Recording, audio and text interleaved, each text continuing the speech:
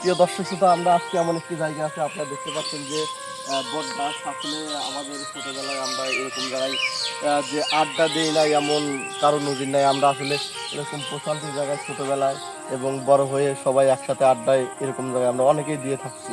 তো আজকে আমরা এইরকম একটি বট গাছের নিচে আসলাম। আসলে এখানে দেখতে পাচ্ছেন যে বিশাল একটি বট গাছ। তো এই বট গাছটা অনেক ছায়া দেয় মানুষের মানুষকে। তো আরও একটি সুন্দর বিষয়, এখানে দেখেন সুন্দর একটি চায়ের দোকান হয়েছে বট গাছের নিচে। আসলে চা খাওয়ার যে একটা অনুভূতিটা আসলে বলে বোঝানো যায় না। আপনারা দেখতে পাচ্ছেন যে ছোট্ট একটি দোকান হয়েছে। আসলে পরিবেশটা অসাধারণ প্রাকৃতিক পরিবেশ।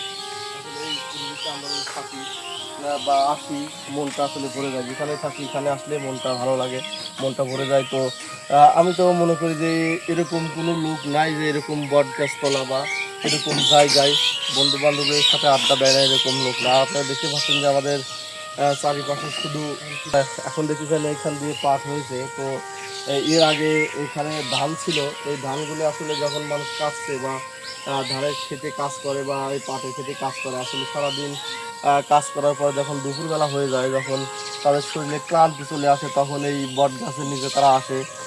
বট গাছের নিচে এসে তারা খাওয়া দাওয়া করে। আসলে এখানে তারা শান্তি খুঁজে পায়, যে কাজ করার মাঝখানে তারা শান্তি খুঁজে পায়। তো আপনারা দেখতে পাচ্ছেন যে দোকানটা হয়েছে এখন।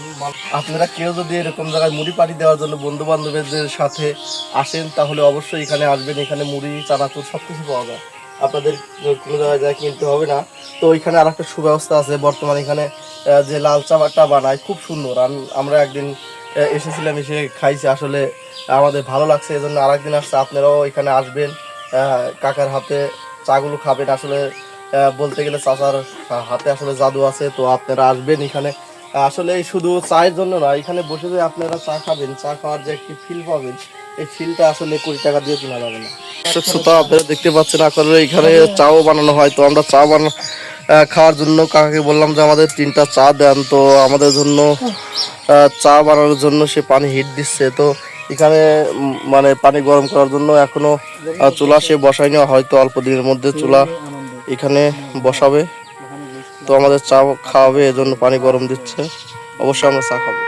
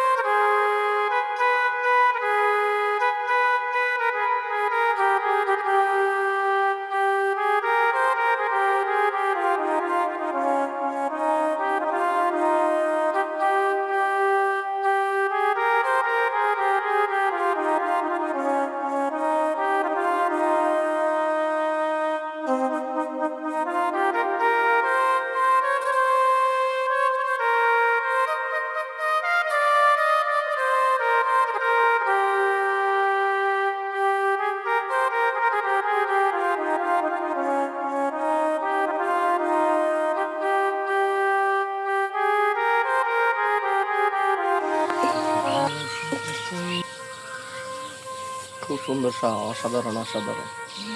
প্রিয় দর্শক শ্রোতা, আমরা চা খাওয়া শেষ করে ঘুরতে এলাম একটু প্রকৃতির মাঝে, বিলের মধ্যে। আপনারা দেখতে পাচ্ছেন এখানে ধান হয়, প্রচুর পরিমাণ ধান হয়। তো এখন আপনারা দেখতে পাচ্ছেন যে পানি আর পানি।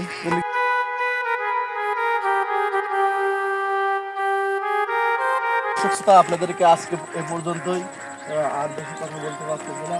হয়তো আরেকদিন আপনাদেরকে সুন্দর একটি প্লেসে নিয়ে যাবো, নিয়ে যা আপনাদের সুন্দর সুন্দর কিছু দেখাবো। তো আজকে পর্যন্ত, আসসালামু আলাইকুম।